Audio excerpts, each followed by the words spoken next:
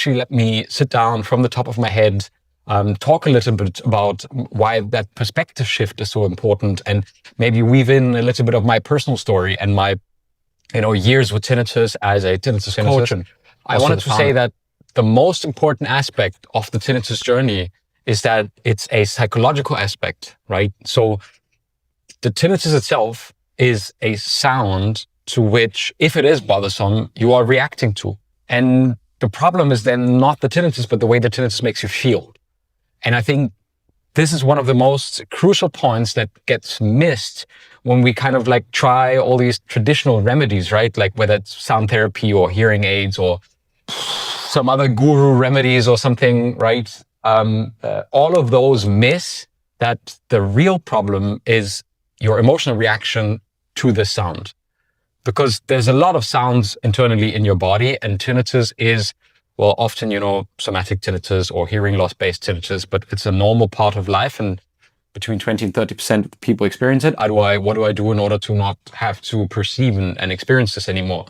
But it's only after, a long time living with tinnitus and working with so many people, I learned that the true and big problem with tinnitus is not the tinnitus sound itself.